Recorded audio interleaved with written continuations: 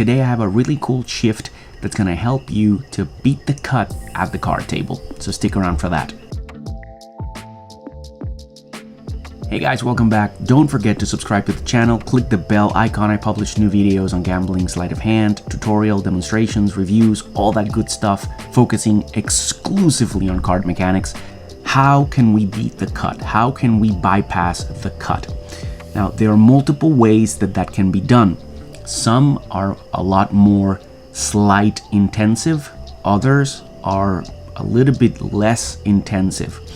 Today I'm going to show you something that's kind of intermediate to basic. In Magic you have something known as a pass.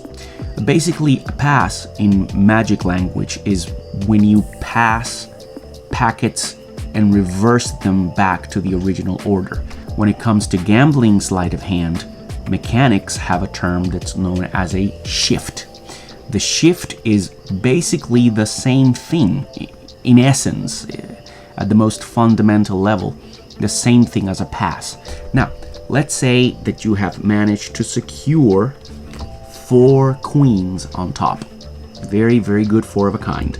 You've secured 4 queens on top. What's going to happen is that after you're done shuffling the cards, you're going to have to give them either to the spectator or to the player, to your right or to your left. When you do that and you give him the cards, what the spectator or the other player is going to do is that he's going to cut the deck. Now you have the chance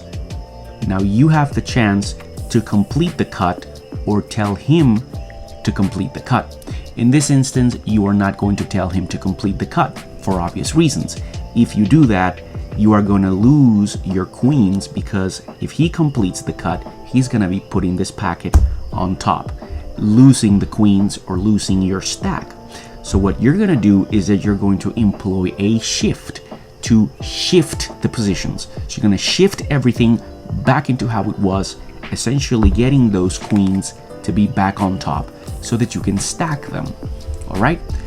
That's what we're going to be doing. Okay? So employ any manner of false shuffles that allow you to maintain your top stock. By the way, a cool shuffle that allows you to keep the entire deck order is going to pop up right here.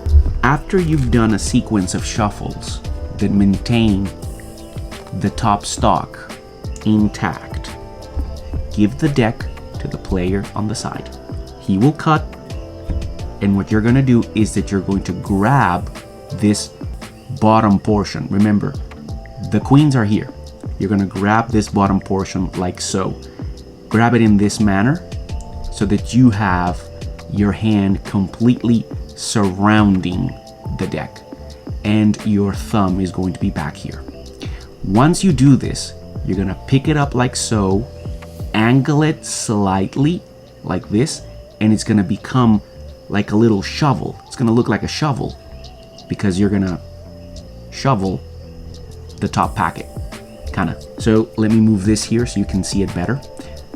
You have the packet here, you're going to come up, and as you come here, you are going to sweep this packet. This is the bottom packet. You're going to sweep it underneath the top packet. Use your thumb to lift up a little bit, and as you bring it back, you square everything up, and your 4 queens are still on top. Let me turn the queen up so that you can see it a little bit better. Once more, you want to be in this position with your right hand or left hand, and as you come in, you angle downwards. You're going to be here angling downwards, and as you come in, you are dragging that packet on the table. You're dragging that packet on the table. As you bring everything in, your thumb makes contact with the queens and you push down. Basically what you're doing is this. You're slightly lifting this up so that you can put this underneath, and that's how you're going to shift the deck. This is going underneath, not on top. Under the cover of your hand. Your hand will cover everything. You're going to be right here. Everything goes underneath, and you bring everything back to the top and you square everything up. And there they are. You've got your 4 queens. Could be 4 queens, could be 4 jacks, 4 tens, for deuces, for aces, for kings, whatever you get, whatever you want to put there. I'll turn one of the queens face up. We're going to shuffle to keep the queen there. The spectator will cut, will grab, will come in, and there we are. We've just shifted everything back. So no cut actually took place.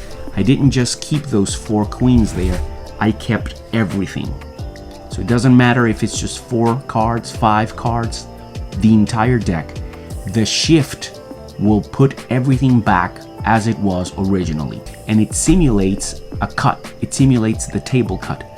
So yes, the spectator freely cuts the packet, but then you're gonna shift everything back to the original position. Not something that you can get away with in a really high-end pro game.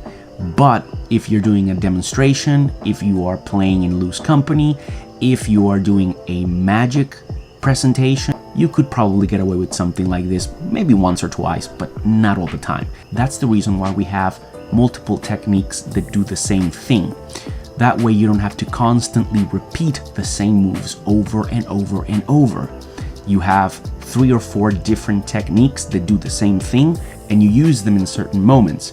You might use this one at this moment, you wait some time, you use another one at this moment, you wait some time, you use another one at this moment, and that way they don't see a pattern. That way the players don't see that you're constantly doing the same thing over and over and over again. So that's gonna be it for today, guys. Hope you learned something, hope you like it.